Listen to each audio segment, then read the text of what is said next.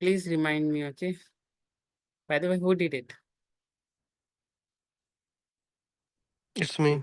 No, it is. Oh, thanks, Vishnu.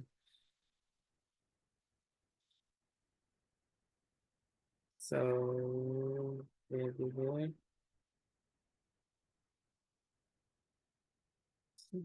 Yeah, so we looked into this one. ECS is one of your instance, which is not going to manage your EC2 instance, clusters, joining them, managing operating system configuration. ECS is not going to manage. You have to take care by yourself.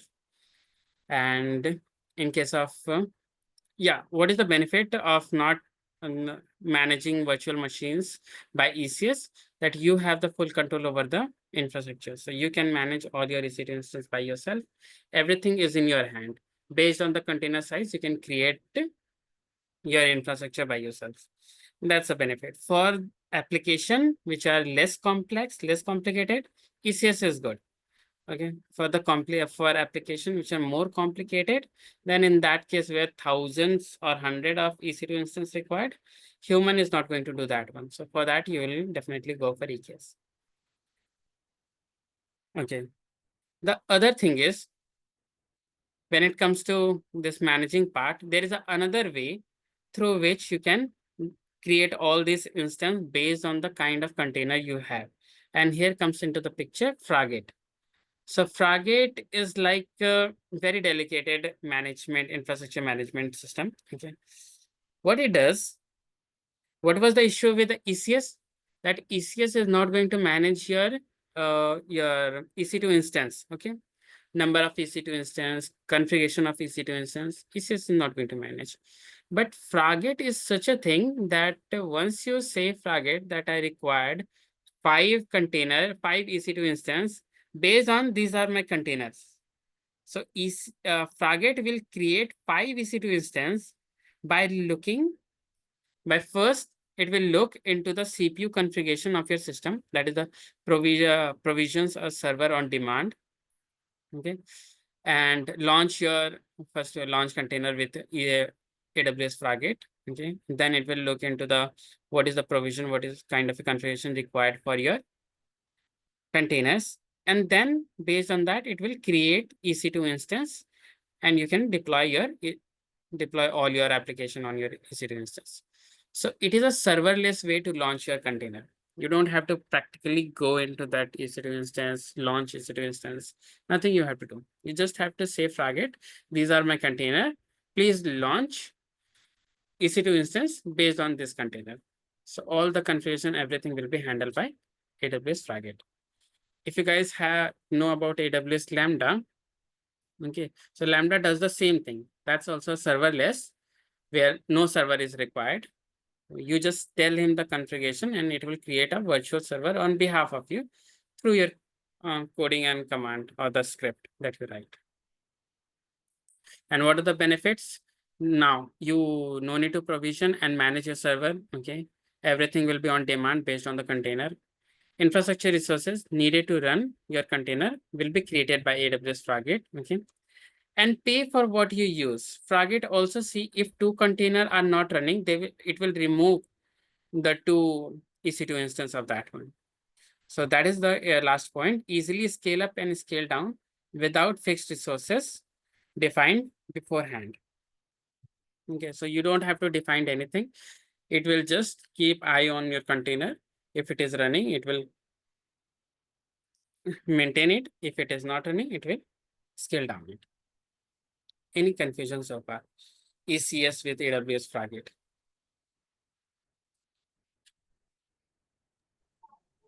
No, Akash.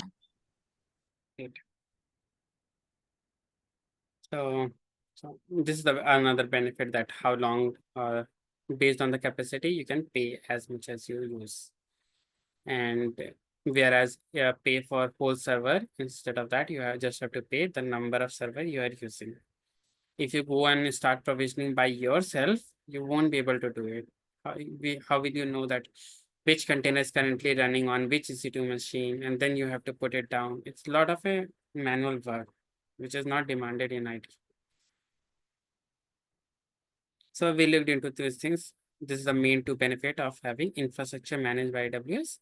and container managed by AWS. Container managed through your ECS, infrastructure managed through Fargate.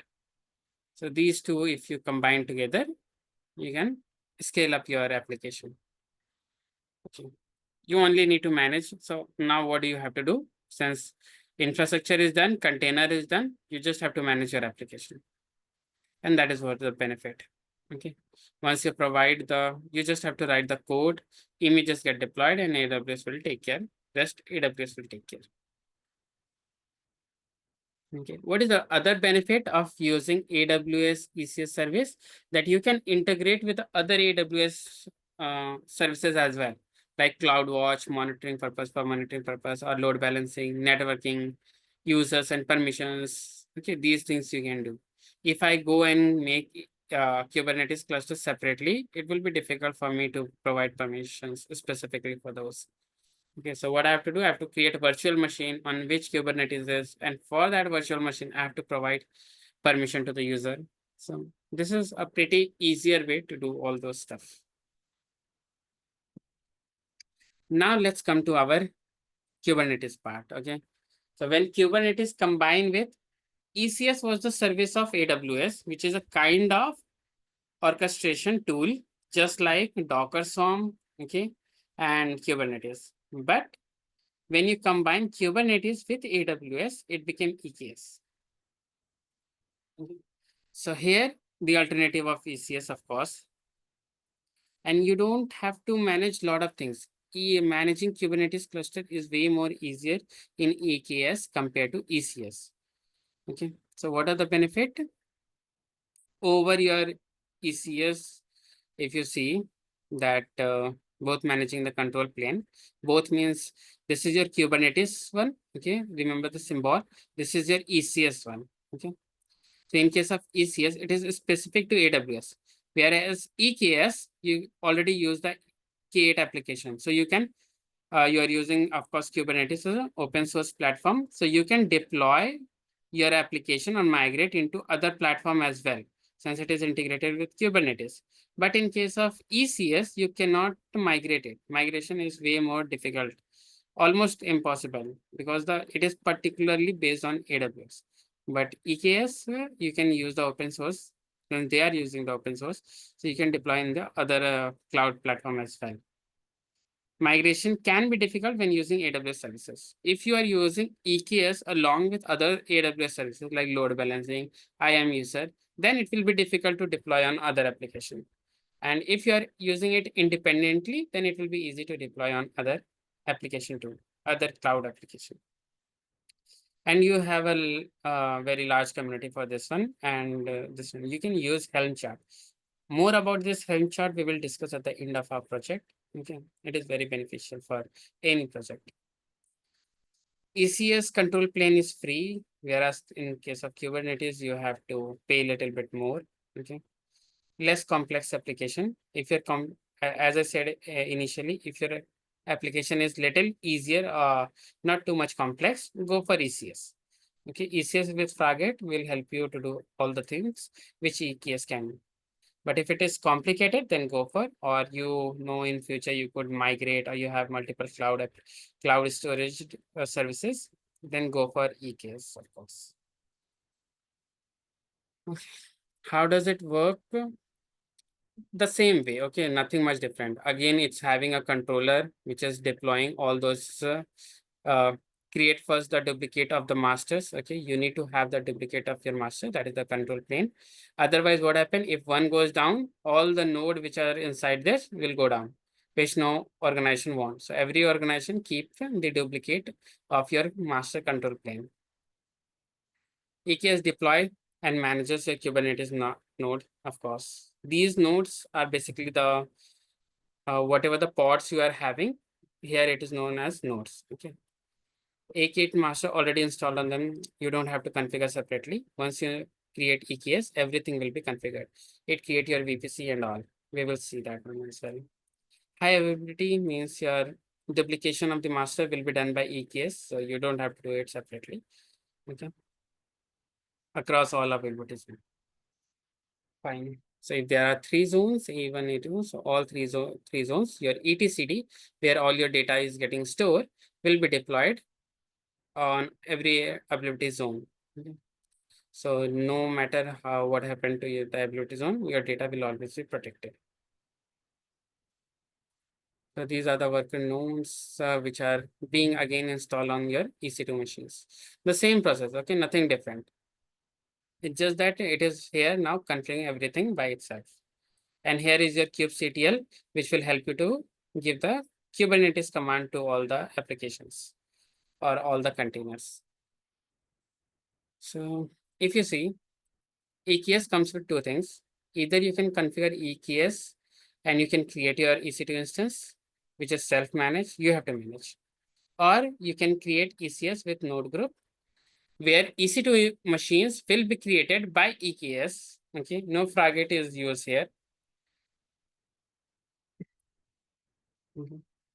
And in the third case, if you use EKS with a Fargate, then fully managed by EKS. Okay, means combination of both. So these are the 3 things. We will be looking in the second one. Okay, we will create the node group and we'll try to semi-manage, because our application is not that industry oriented, but it's a complex 3-tier application, which will be requiring a different type of node groups. So we will look into this one as well. If time allows, we will look into Fargate. So this is how it looks like with ECS, EKS, EC2, and Fargate for hosting type. Again for ECS, Fargate for hosting type. Now, we looked into Docker Hub. We know Docker Hub, okay? But in case of EKS or ECS, they are not going to take your container from Docker Hub. Rather, they are going to take it from ECR, okay? So Elastic Container Repository. Oh, I spell it right. Okay. Store, manages, and deploy all the container images. Okay. Place file. Alternative, Docker Hub and Nexus, but for AWS services, if you are using, you should use ECR. Very easy to connect with your EKS. It is actually very easy to connect. Okay, it will provide all the commands to create the images of your applications and all. We'll look. And this will be our application. So basically, this front end part, front end, back end on the database of your part, we will create image of every application. Okay. And what are we going to do? We will deploy on ECR first. This will be our today's agenda. Okay. Creating the application into container images, and these images we will deploy on our ECR. After that, in next class, we will deploy it on our Kubernetes. Okay. And along with the other services from where the user can easily access it. Understood our today's agenda? Akash, everything is clear, Yes. but once can you go to that, like the previous slide where you have told about before this one also, like where you have given the comparison with the node group and everything, yeah. This So one. once again, can you explain what is the clear difference between these three? Okay, so EKS is basically your Kubernetes separate one, okay, which will manage your container applications, all your containers, up container, down container, you have to up or down, all the container management part, multiple container management part will be taken care by EKS. But where these containers are going to be deployed on EC2, right? So some container could require a high configured EC2 machine. Some container could require low configured EC2 machine. So in the first case, if you are not going to use any of the services, then you have to create EC2 machine by yourself. So this is self-managed. You need to manage your infrastructure. On those infrastructure, EKS will manage once your infrastructure get created. That's the first thing. Understood first one? That EC2 machine Yes, you sir. have to create for your containers. The second thing is a node group. So node group is a semi-managed, which will what it will do? It will create and delete EC2 instance for you, but you need to configure it. What does it mean? You need to tell it what kind of EC2 machine you are going to use. that is the command that whether it will be T2 micro or T2 medium or T3 medium. Okay. Then what is the AMI type and what is EBS? What is the volume type? These things you have to say while creating the node group. And the way you say it for configuring, based on that, it will create multiple EC2 machines, okay, on your command. You just need to tell the initial configuration and it will duplicate and create the amount you want, EC2 machines, okay.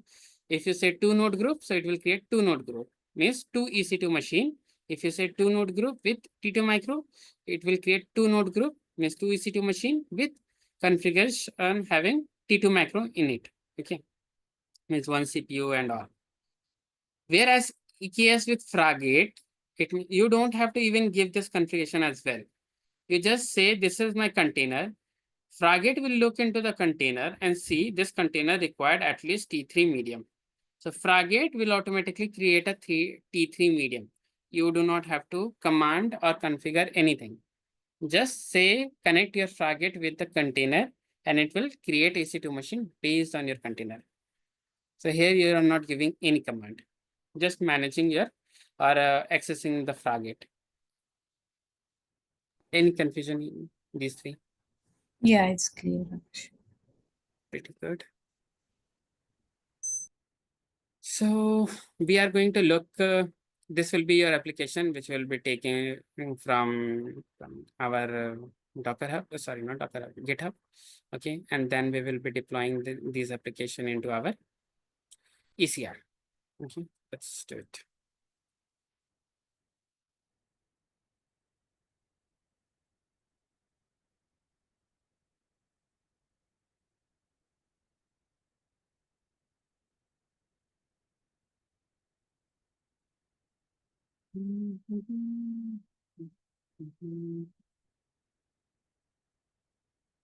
Let's go to AWS.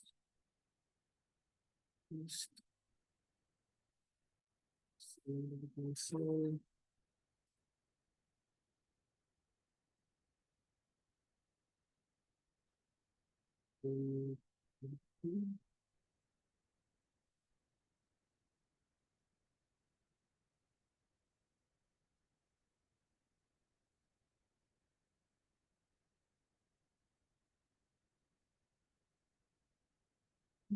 choose yours.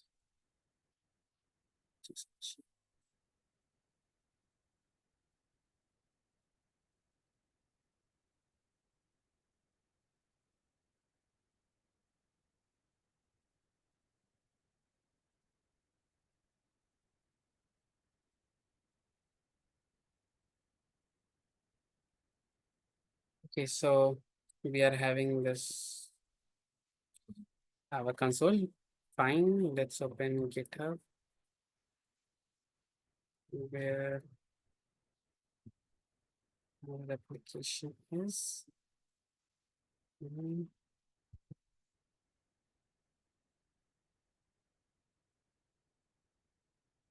Application. I'm going to go and copy this one. We'll go here.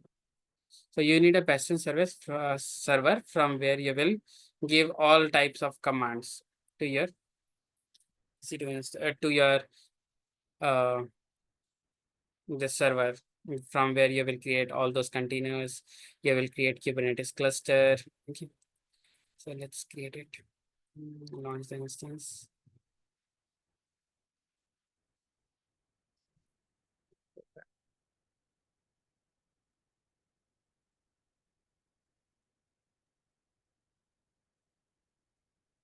So from here we will give the commands. So no need to go for T3 medium.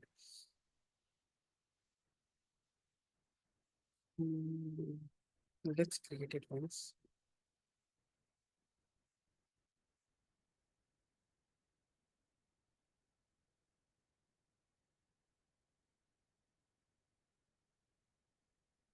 Okay, rest everything will remain same. Next instance.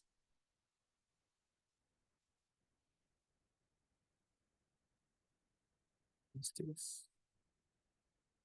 So there are two ways to connect: EC2 instance connect or SSH client. For now, I'm just using EC2. Let's just connect.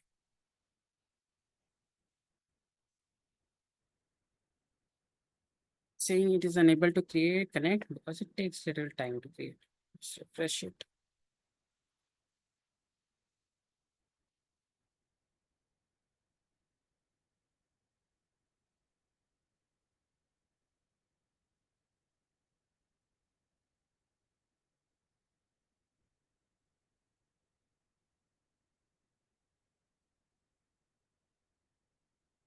It's still in the pending state.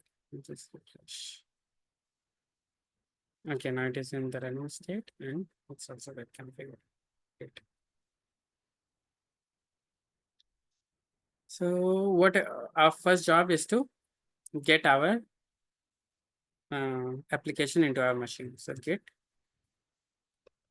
clone, space it, enter.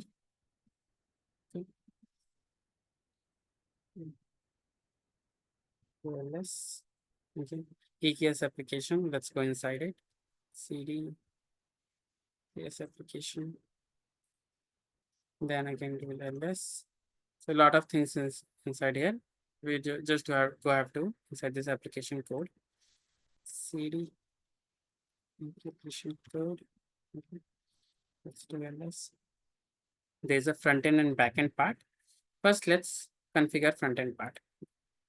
CD ls. So there are a lot of things. Okay. If you see, I have created this Docker file, but let's go inside it and let's see what is this Docker file, how it actually look like. So I have this one on my local. Okay. Basically, to master the Docker file creating, you need to write at least 3-4 Docker file every day. How to write? Okay.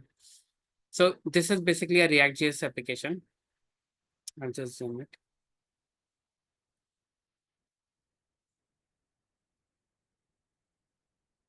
Okay.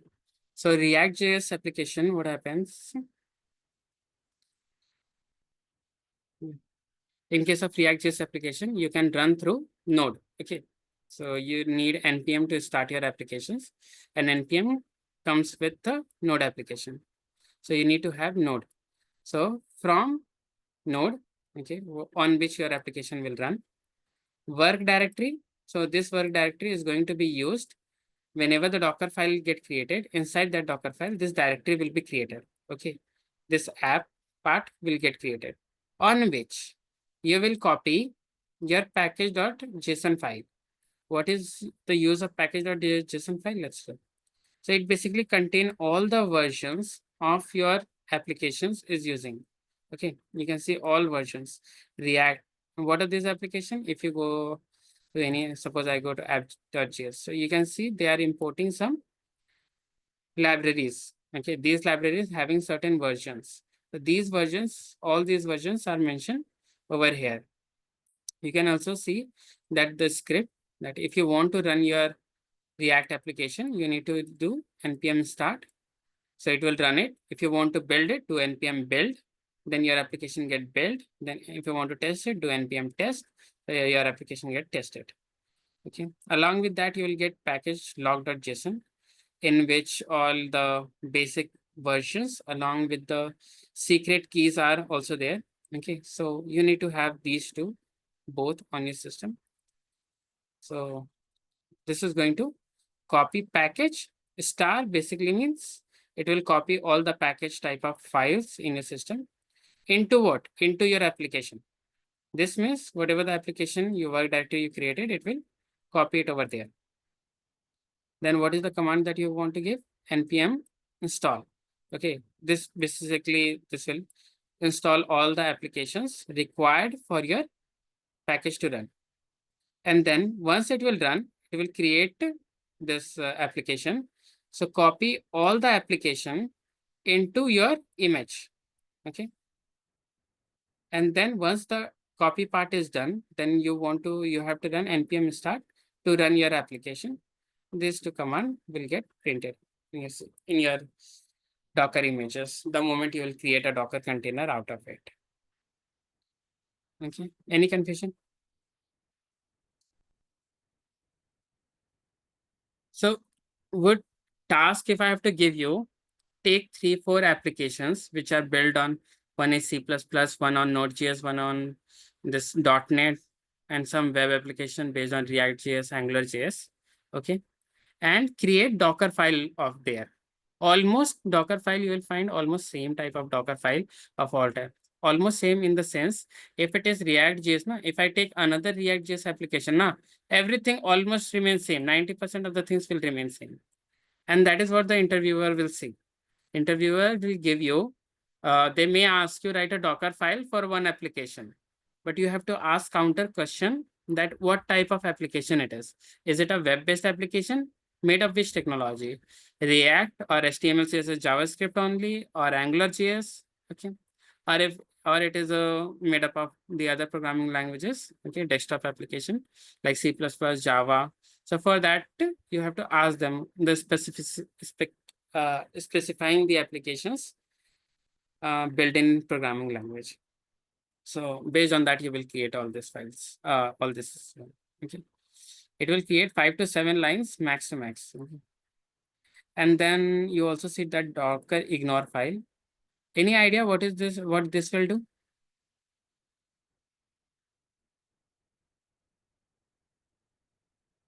There is another file known as git ignore 2. I'll just show you. Okay. If I go to any of my application, see there is a git ignore file. Basically, this ignore says that when you push this git this repository, ignore all those files which contain these extensions. So all those files which contain these extensions should not be pushed into the repository. In the same way, all those files which contain these extensions will not be pushed into the images. So images of these extension file won't be created. Okay. Now let's go back to our application.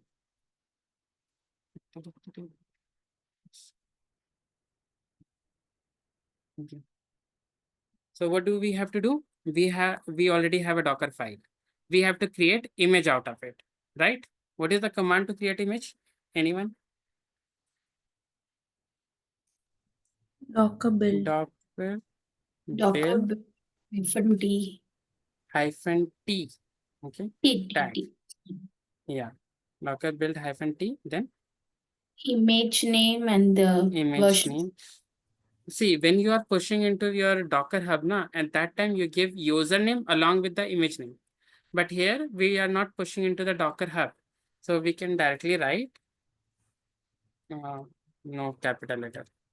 My app. Simple, okay. And then dot means copy everything into this Docker image. And then press it. Now what it is saying? It is saying you don't have Docker in your system.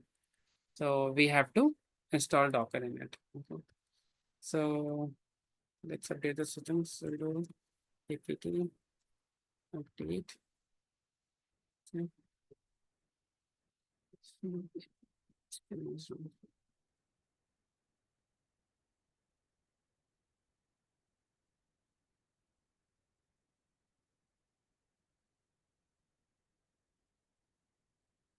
A couple of seconds to update your system. So whenever you enter in any EC2 machines, it will take certain little bit time to update.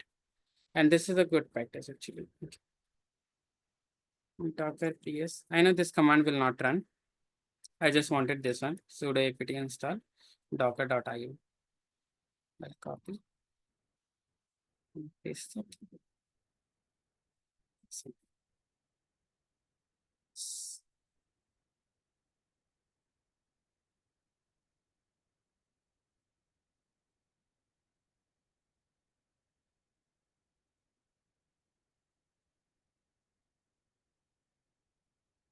Okay, now we can create our image.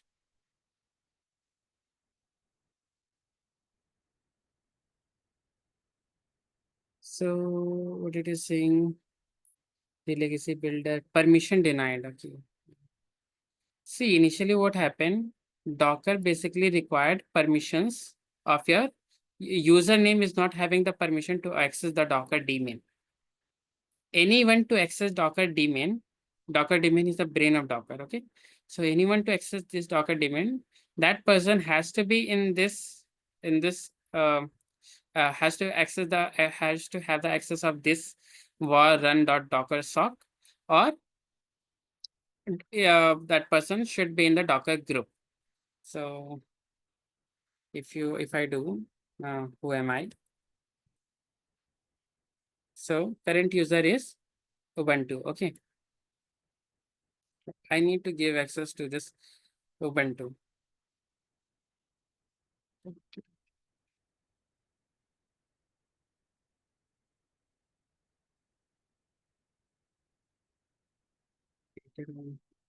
File. So there are two things. Okay. If you have to give permission to file, you use chmod. If you have to give permission to or change the owner or give permission to the owner, you use chown. Okay. So sudo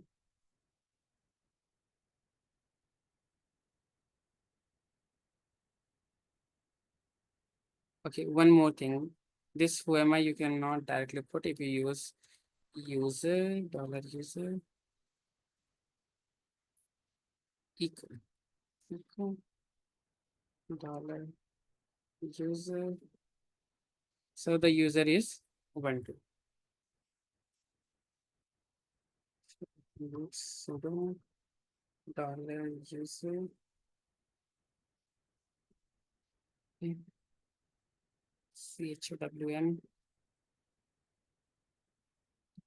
chown. And then the access to this one. Let us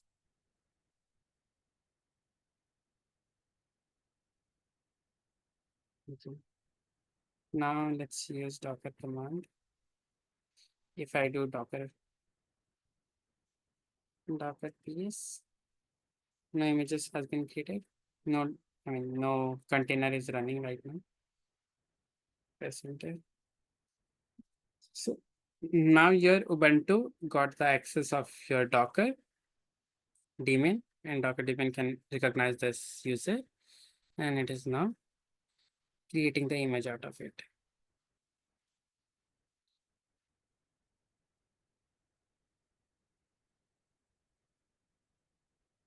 All this so see, the first step is step one is to get the from node. Okay, it installed the node. Then the second is the working directory. It created the working directory. Okay. Third one is the copying part. It created the copying part. And fourth one is the running npm install. So this will take a couple of time. All these things I have bundled. Okay. So what we did so far, and conclusion. Here is the Docker installation. Okay. Sudo apt-get sudo docker ps and then chown user. Do this one. You can, I'll share this doc with you so that you guys can access this one as well. Okay. Let's go back here. Is it done? Okay, it will give you some warning initially. So you can ignore this warning as long as these are not errors. Okay. Unsupported platform. This comes when you use node of little old version, or which is not, some of the packages are having some problem with mismatching. But if those are not the main issue, it will show the error. It will show you the warning. If those are the main issues, then it will show you in the form of error. So if it is a warning, you can ignore it. Means not see if it is keeping some dependency, it means it's just the extra dependency that it is keeping, which could be required, okay, but not necessary. Okay, now we got our image configured. Let's run it locally. So, Docker run hyphen, we can run on detached mode. -D. Let's run on a port. Okay, this is the React application. So by default, React application run on port number 3000. Okay. This could be a question, what applications based on the React. Okay, but you can do one more thing. You can explicitly go to your Docker file. You can use the command expose, and you can give port 90, suppose. So by default, it will run on port 90.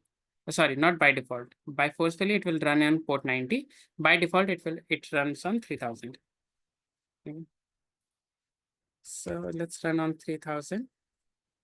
Host port is 3000. Container port is 3000. And the image name. What was the image name? My app.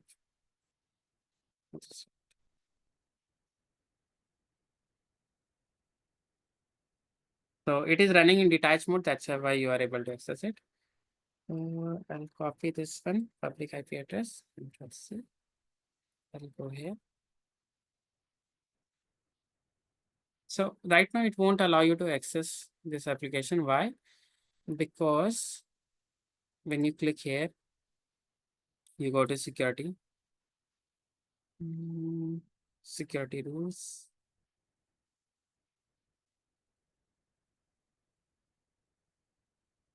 Security, go to security group. So you have to edit this inbound rule. Inbound rule basically says what are the ports you can connect, what are the ports you cannot connect. So right now it is only allowed to connect with SSH, which is basically our from system to this EC2 instance. But for now, let's allow everyone to connect. Okay. So all traffic. So anyone from the public can access, even you guys can also access. I'll save it. Now I'll refresh it.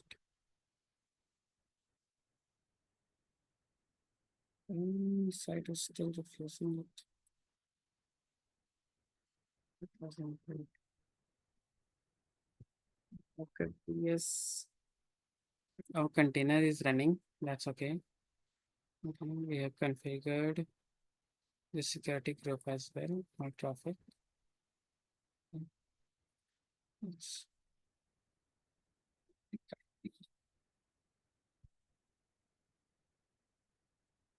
Who will write 3000?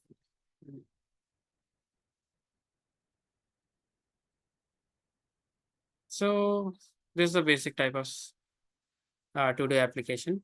Okay, we are able to access this front end part. Okay, any confusion so far? Whatever we did. Akash, you had Mhm. given the container port in the Docker image as 80, right? Right now, I exposed to 80, 90, but initially it was not there. Okay, because if you see, I'll go to the Docker Hub. The application. This exposing the application in the Docker file, the port will be decided by the developers, right? No. See, port we give only for local testing. Okay. So you are the DevOps engineer. You have to create this Docker file. Okay. Generally, expected or nowadays it is demanding that developer should also know how to create Docker file as well. But as a DevOps engineer, your main job will be to create. They will give you a README file from which you will read it and you will create this Docker file. Okay. Now for the local testing, you can expose this one to any port, whatever the port you want to use. So we can use another command, expose. Okay, then while running the Docker image, you had given 3000 and 3000. 3000 is our host, and the other 3000 should be the container port, right? Container port, right? But So by default, the container port of React.js run on 3000. This is the thing. then If you can there is- forcefully, yeah, make it to 90. If I make this to 90, what will happen? you have to write 90 over here. That's it. Can you once write and run the application once for me? Okay, so in that case, we will go to our Docker image. Okay. Vim Docker. file. Okay. Insert. And suppose let's do 90 you are saying. Escape, save it. We have to create another image. Docker build -t.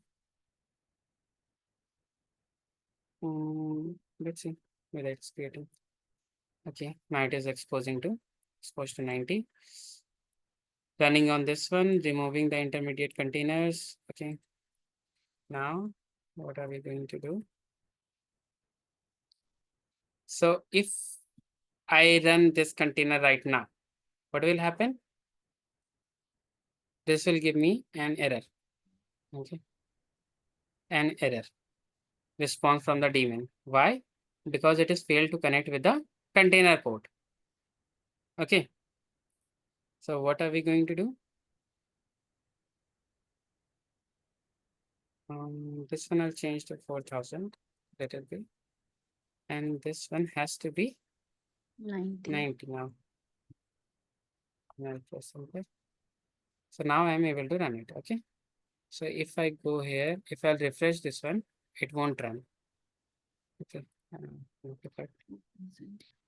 So it will be, and this will be 4,000. Center.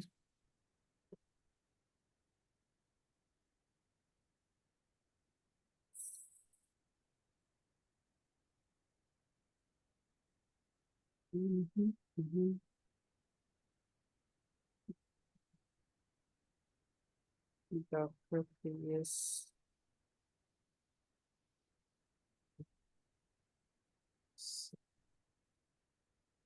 This is our image which we created just now, and it has been TCP 90 4,000.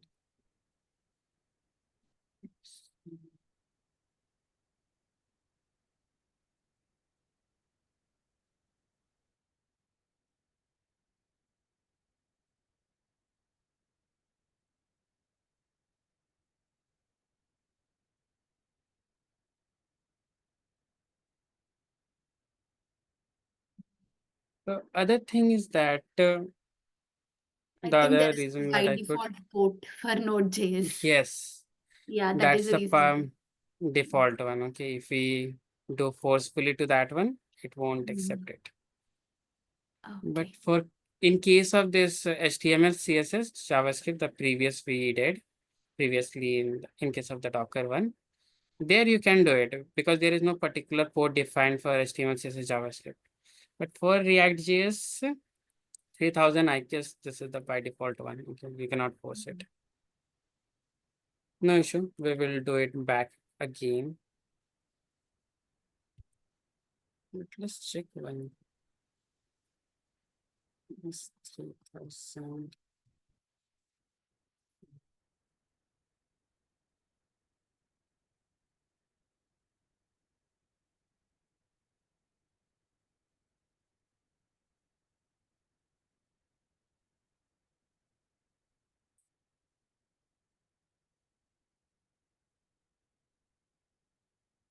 $2,000 for React.js is forward.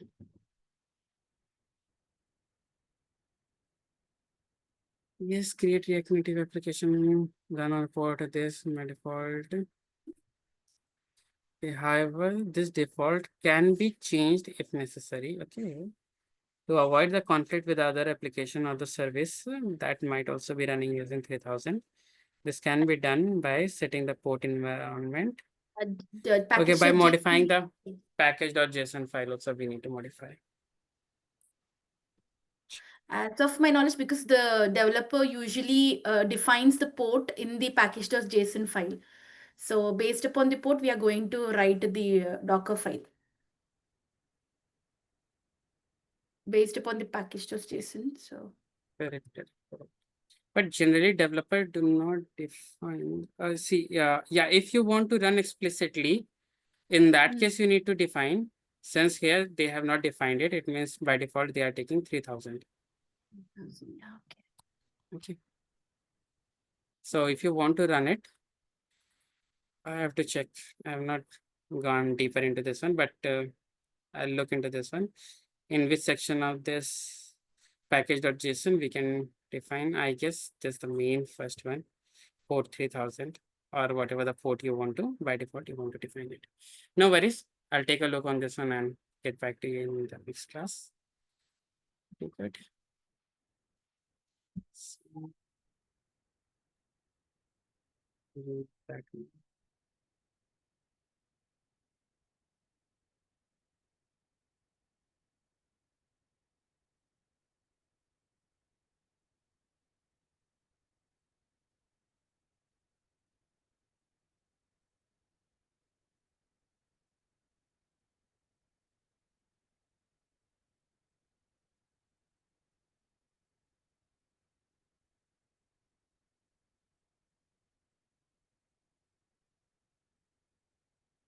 So our container is running and rest of the things are done. Perfect. For now, I'll just kill those Docker container. I don't require right now. The Docker kill.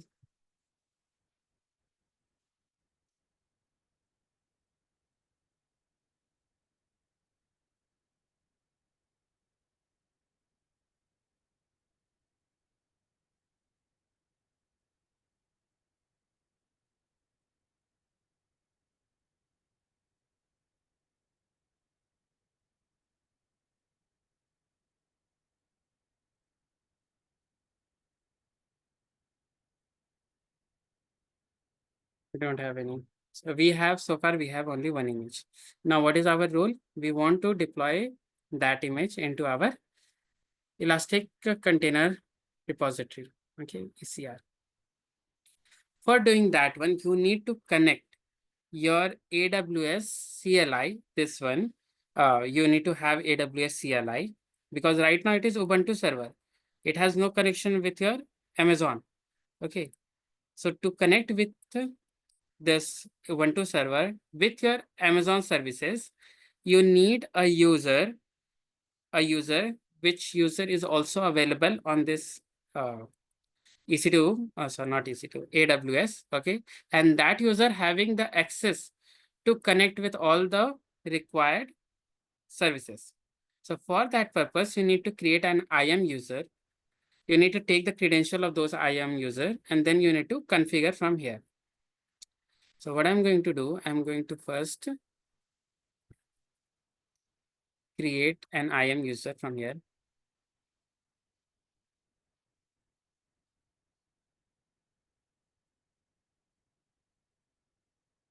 Okay.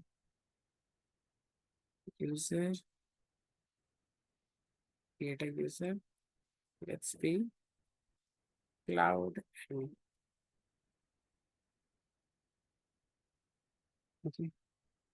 Not providing any permission. Set permissions, add user to the group, no, attach policy directly. Okay. For now, I'm giving it the admin access. Okay.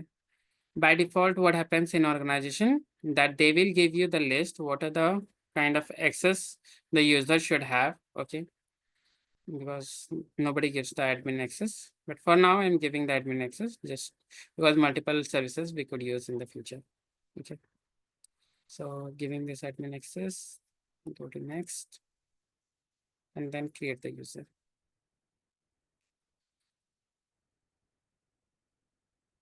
Once the user get created, let's go inside, go to the security part. There's a part known as access key. Create access key, click on this one. For what? For command line we are doing, right? So for command line, okay, I understood. Next. Any tag if you want to give, you can, but right now I'm not giving any tag. So it will provide you an access key and the secret key to this one. Okay. So, to connect with this one, create IAM user, okay. EKS admin, any admin if you want to create, you can create. Okay, launch EC2 machines. Okay, CLI part. Okay, so first you need to install this AWS CLI. Okay, let's install it. We are going to install the zip version, and then the sudo apt unzip it. Okay, install the unzip in this library to unzip this one, then unzip this AWS CLI. Okay, after unzipping, we will do sudo AWS install local user. Okay, we will put this user AWS CLI user into the bin. Okay, for environment variable. Okay, and then we will do AWS configure. So for now, let's copy. You can do one by one. I'm copying it whole. Okay, let's do one by one. One by one will take time. Let's copy whole. I'll go here. Go to my EC2 machine. Clear. And to remember, to install that one, you need to come to your root part. This is my root. Paste it over here and install it. Okay. So first it will install CLI, then it will install unzip, then it will unzip that CLI. Okay, and then we'll put all the values to the bin folder. Any confusion so far? Why we created AWS admin, AWS IAM user?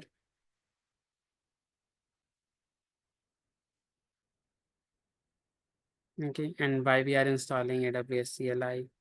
Any confusion what we are doing right now?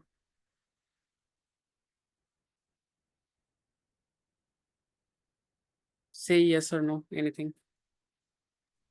No.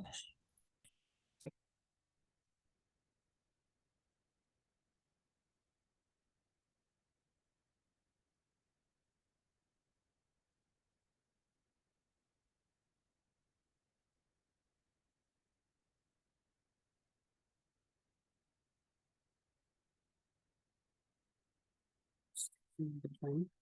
Let's go.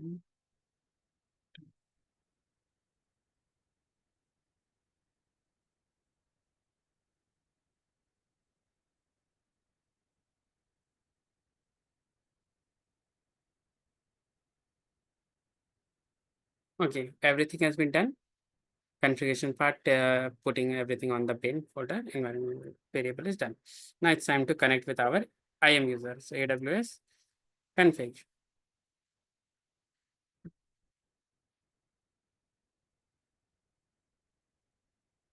AWS configure.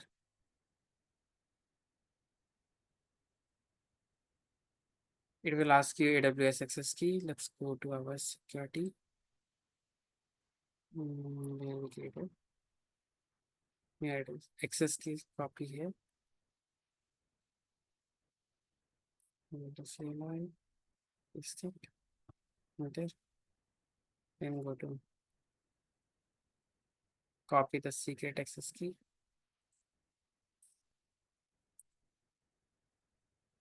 Paste it. Then it will ask you default region name. I'm giving none. And the default output format, none. Press enter. Okay. Now, what are we going to do? To check.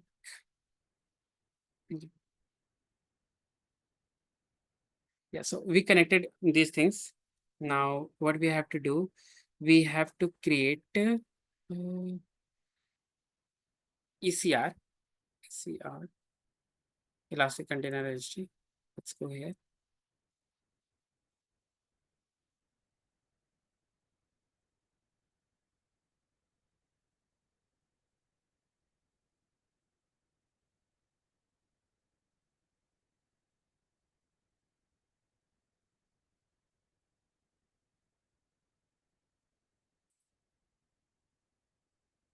Hello, can you hear me?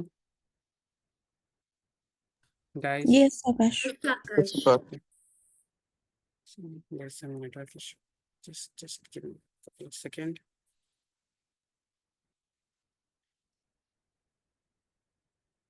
Okay. So we have to create a registry. Okay, Elastic Container Registry. Let's create a registry. Give it a name. Let's give it a web application Okay. Web application 1. Tag any image mutable tag you want to give, you can. Okay. And rest of the things, this is the encryption, what kind of encryption you required. So let's let it be default.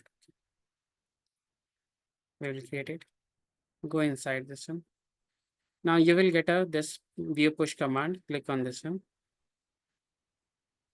So this will give you a file which basically look like this. So what it will do, retrieve an authentication token and authenticate your Docker client in your registry using AWS CLI. So this will try to log in into your EC2, your Ubuntu server. If this get connected, it will say login succeeded.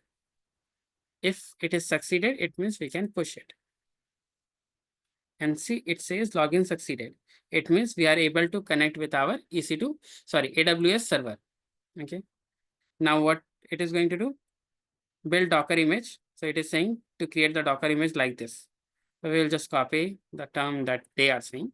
Though we already created the image, so it's completely fine. Docker build -t.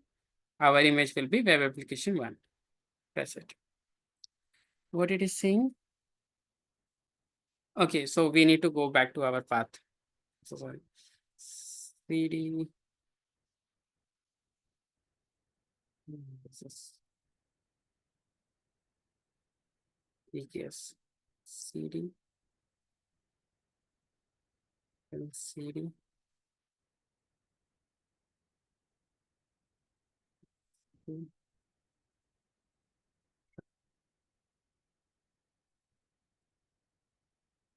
This.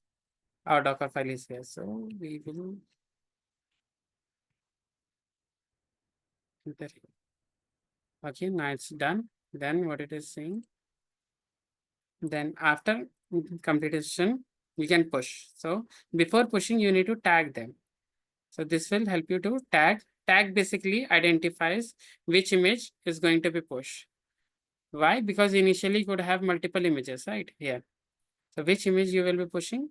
So they will provide a tag for that one. Okay. So tag has been done. And then we will push it using the Docker push command.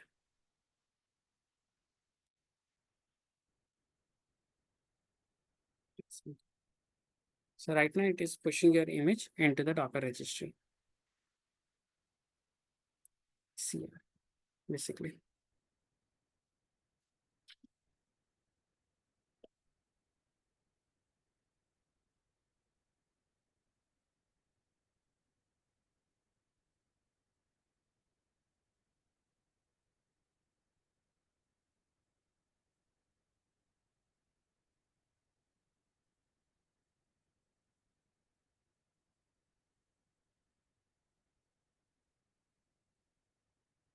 So far, any confusion, any questions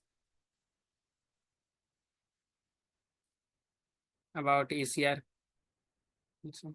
So it is under process, but and remember before doing, if you are having Windows machine, use this command, not the previous one. This is for Mac and Linux only.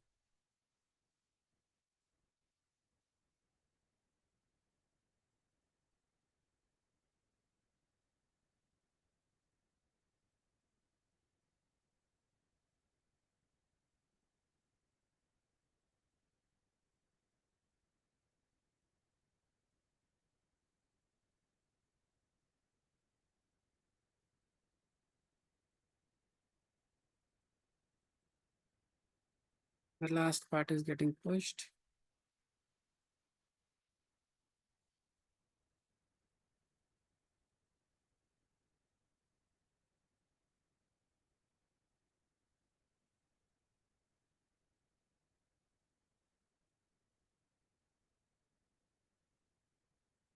It's done.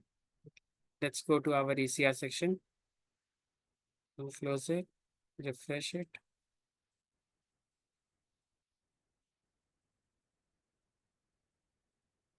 And now you can see your images here. Okay. With the tag of latest. Got it? This is the first part that we did today. Any confusion, guys? Anyone?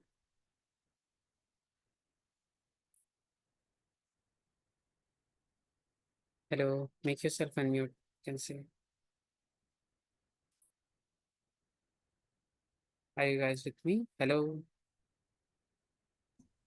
Yeah, Akash, I Akash. have a question. Yeah. So, did you create any role between the just to connect to ECS and sorry, ECR and EC2 instance? Is Not there any particular role role. created? I directly assigned the uh, permissions to the user. So these are permission getting assigned through a role. Okay. So that role is the admin access role. Okay.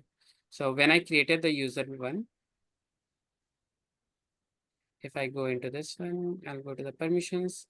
So directly the permission is being assigned. Okay.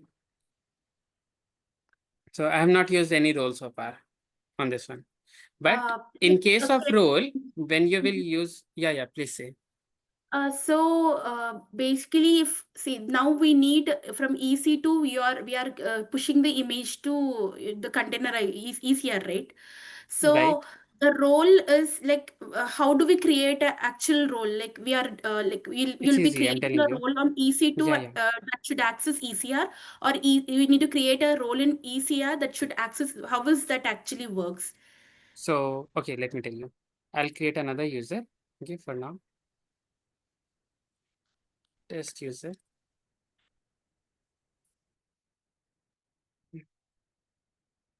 Right now I'm not going to attach any policy, but it says I'm not going to attach. Let's do next. Okay, create user. You will be only attaching AWS IAM user credentials, that is the access one, to the ECR. Okay, while connecting with the ECR, you will be attaching that one while configuring AWS config. When you write AWS CNFIG config, here you will be not attaching any, sorry, configure. Here you will be not attaching any AWS role or permissions, nothing. You will be only attaching users credentials, AWS access key that we have attached, AWS secret key that we have attached. What role that you are saying you will attach to the users. Okay. So right now my user is having no role. So what will happen? I'll go to the roles. Okay. I'll create a role, AWS service role. Choose the service role you want to, suppose EC2 machine. Okay. Or EC2. Let's do next. Okay. Now here you have to attach what kind of services you want to give to this role. Okay. So right now I'm not giving anything. Let's do next. What is the name of your role? Suppose AWS admin role. Okay, this is the name of your role. And then based on the kind of role you will give, a trust policy, basically a JSON file will be created. Right now, I'm not giving any type of service, only EC2 machine. Okay, no permission has been allotted yet. This is what industry wise I'm telling you. Okay, created the role. Okay, what was the name of our role? AWS admin role. This was the name of our role. Click on this role. Now here you will go and add permissions. So this year, your agency or your organization will give you what are the permissions or roles that person, that IAM user should have. Suppose ALI ops, this one, or anything based on RDS required. Okay. You will select all those things and then you will add these permissions. A specific permission, not the admin one. Okay. So you can see now what I have to do. I'll go to the user. I'll go to the test user. Okay. And then the role that I created, you can directly add the permission or using attached to the policies. Where is the user? Okay.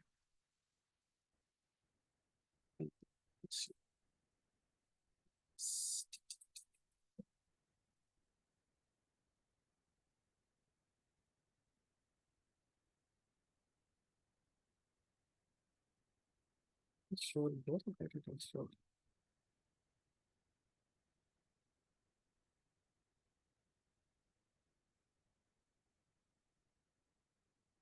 This role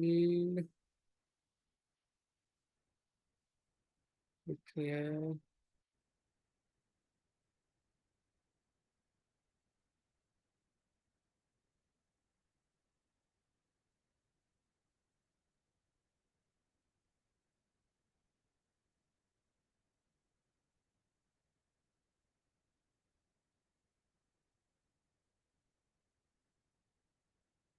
Generate policy, no permissions, no groups.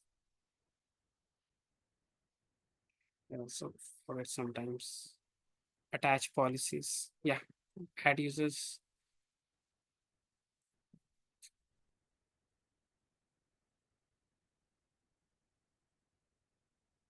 Group name and then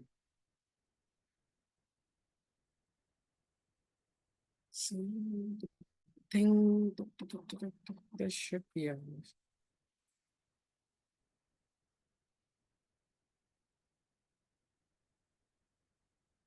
for now it is giving me to only attach directly or create inline policy. No.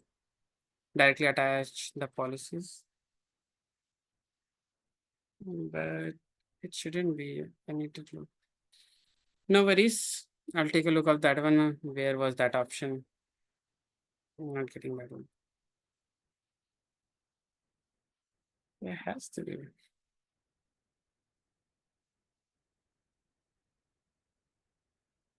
Directly it's seeing attached policies.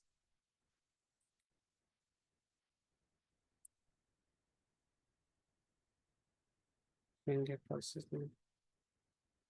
Okay, the rules should be attached as- where was that options? Sorry, I'm not able to get that one. But I'll take a look. Where was that option? Create rule attaching. We can attach it's giving option.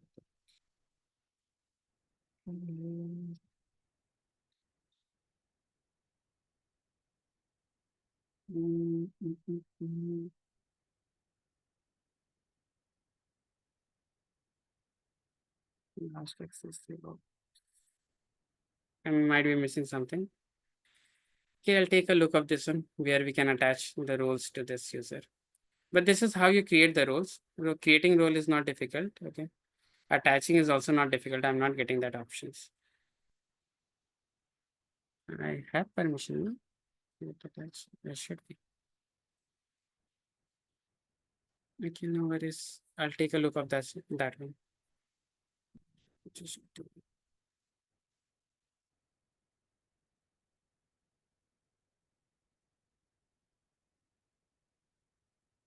double time user option.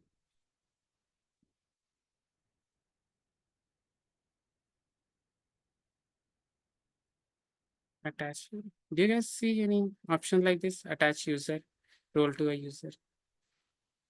Yes.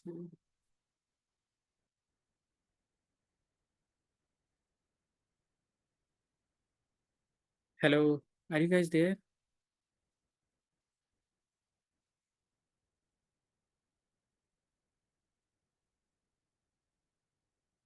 Hello, hello. Yes, Akash. Yeah. Did you see anywhere option of attaching? I didn't see. Disconnected. So I'll take a look of that one. Okay. I'll put that option. I'm not getting just. I'll put that on WhatsApp. So you can create your role by yourself and attach to the user. Or I just have to refer my own videos. You got it, Supriya? Hello. Yes, Akash. Yeah. Okay, so basically you create a role, you attach that role, you create permissions inside that role, and then you have to attach that role to the user. Okay, that I have to look at. And that user's Akash, I have credentials. one doubt. Mhm. Sorry to cut you down in between. Yeah, yeah. Like Mhm. a role, like where will we attach that role, Akash? Yeah, that I'm option I'm confused not about getting it. Okay, don't get confused. Okay, this is, we created one role, that's clear. Okay, and that inside this role, we come inside and we attach these two permissions by add permissions. Okay, attach policies, you can go here and attach those policies with the users. Okay, this much is clear here. So Yeah. in one role, you are getting all these things. Okay, now you have to attach this role to the user that you have created. Okay. So user will automatically get all the permissions which are inside this row. So that option actually I'm not getting it. I don't know where it is. I have to take a look. Add permission. It is giving directly option of adding permissions, not adding the role, attaching the role. So I'm not sure. Here I'm user, so I have access or not. But you should have that one. Mm, not like this.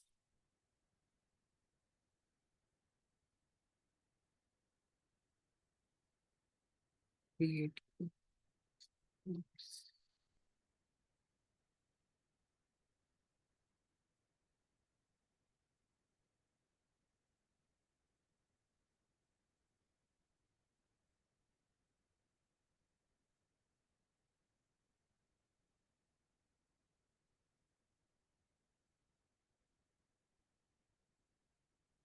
Policies, create process.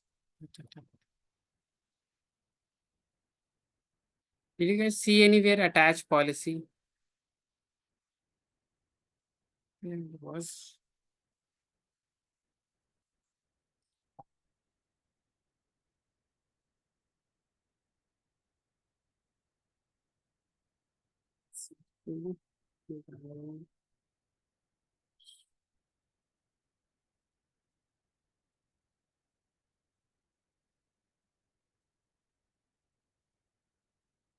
Just give me a second. I'm just referring my own videos. No.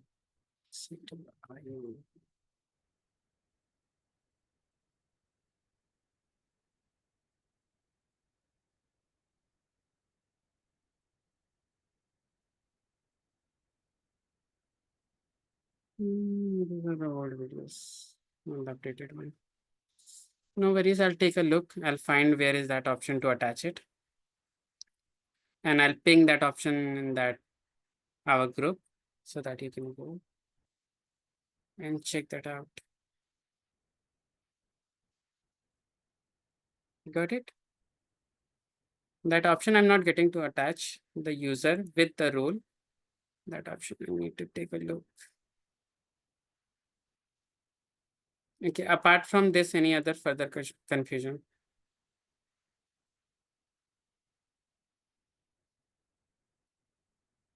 Hello. Yeah, Akash. That's okay. We Any can further look confusion? into it. Just take a look. Is this option? Yeah, we can look it later. Maybe I Hmm. will serve after this session. Yeah, I And don't know. Yeah.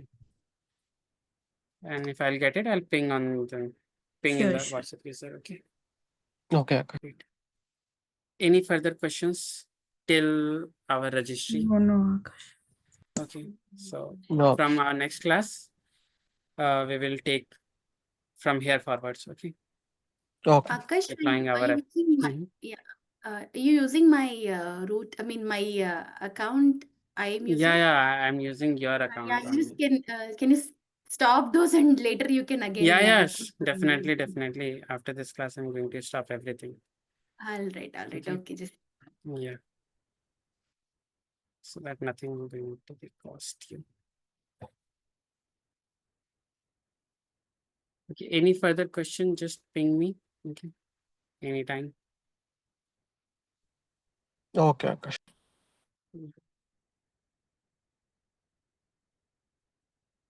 For now, I'm stopping this instance. Well, I might not be available on Sunday. So will you guys available for tomorrow?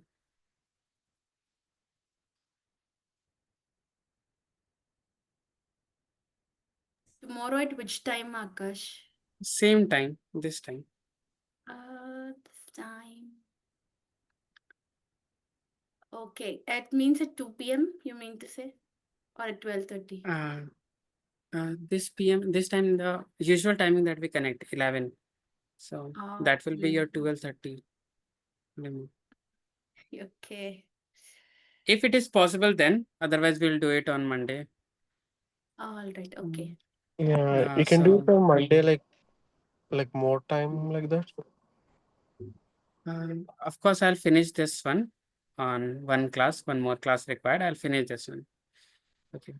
So Yeah, we can more connect tomorrow, Akash. I'm okay with it. But Monday, I don't think I'll be able to connect. I have some other call at that Got it. time. So. Okay. So just give me your okay. See your schedule and let me know by tomorrow. Okay. Okay. Okay. Yeah. Yeah, Okay. okay, Akash. I have Okay. stopped. Okay, Supriya. So that's okay. Okay. Akash, Yeah. noted. Okay. Yeah. Yeah. Okay. It's completely fine. Okay. See you guys. Have a great day. Okay. Bye, Akash. Good night. Bye. Bye. Bye.